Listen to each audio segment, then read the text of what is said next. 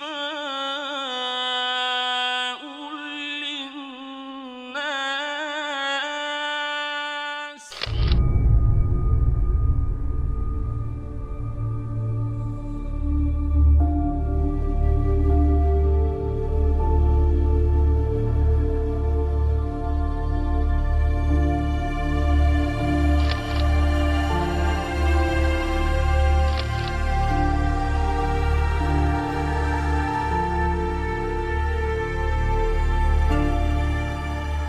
شہد، اسلام اور جدید سائنس.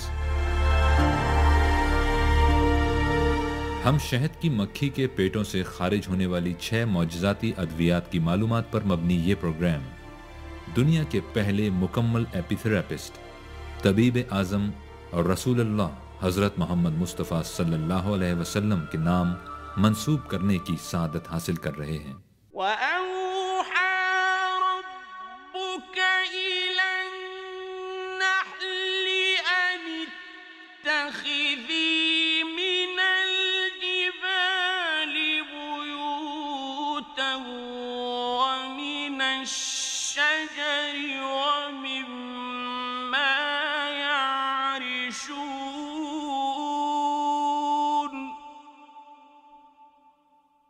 ثُمَّ كُلِي مِن كُلِّ الثَّمَرَاتِ فَاسْلُكِي سُبُلَ رَبِّكِ ذُلُلًا يَخْرُجُ مِن بُطُونِهَا شَرَابٌ مُخْتَلِفٌ أَلْوَانُهُ فِيهِ شِفَاءٌ لِلنَّاسِ.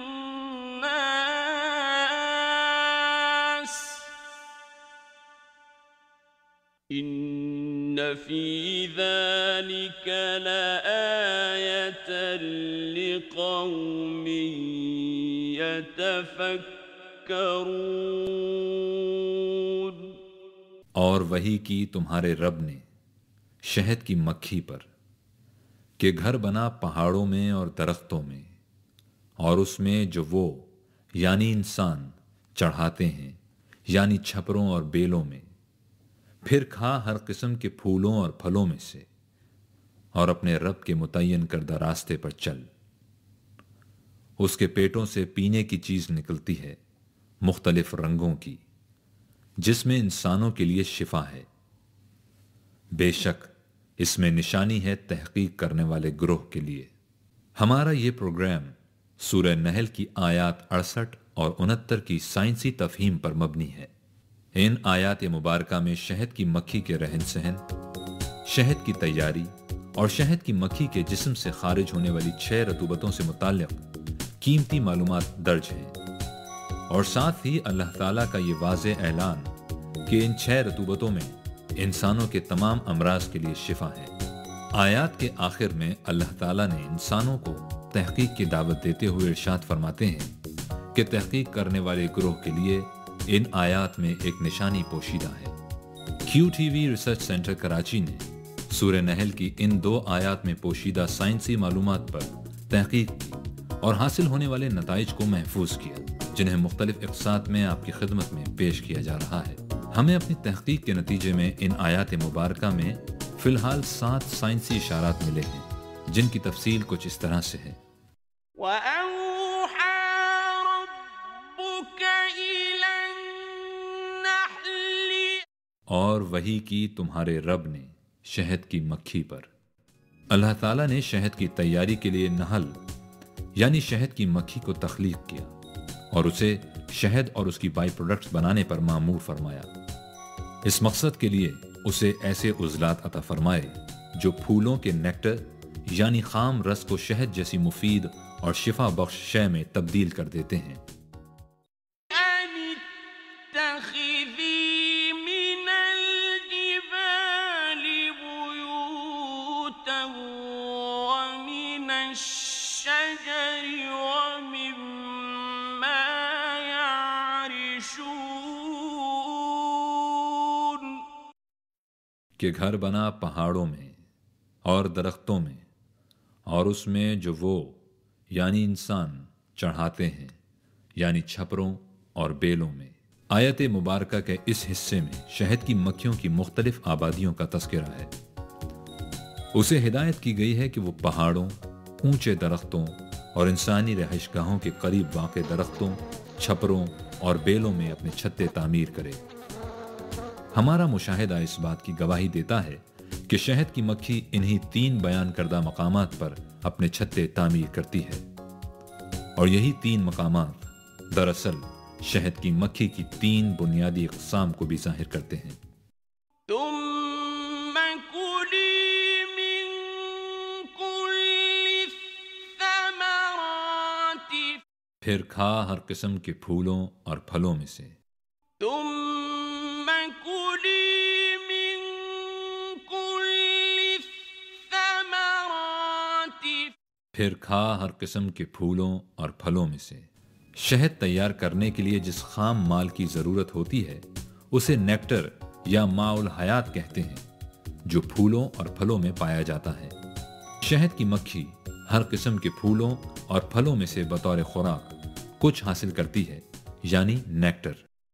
فاسلكي سبل ربك ذللا اور اپنے رب کے متعین کردہ راستے پر چل۔ اللہ تعالیٰ نے شہد کی مکھی کو ایک مربوط نظام مواصلات عطا کیا ہے، جس کی مدد سے وہ اپنے راستوں کو پہچانتی ہے۔ شہد کی مکھی اپنے چھتے سے نکل کر 3 کلومیٹر قطر کے ایک دائرے کی حدود میں پرواز کر کے نیکٹر، پانی اور پولن حاصل کرتی ہے، اور پھر سیدھی اپنے چھتے میں واپس آ جاتی ہے۔ شہد کی مکھی کو اپنی آمد و رفت کے راستوں کا علم جس نظام کے تحت ہوتا ہے وہ 4 مختلف عناصر پر مشتمل ہے۔ چھتے سے خارج ہونے والی ملکہ مکھی کی فیرومون خوشبو، کارکن مکھی کے جسم سے خارج ہونے والی فیرومون خوشبو، کارکن مکھی کے جسم سے خارج ہونے والی الٹرا سونک ریز، پھولوں سے خارج ہونے والی الٹرا وائلٹ ریز، اور یہی 4 عناصر شہد کی مکھی کے لیے اس کی راہوں کو متعین کرتے ہیں۔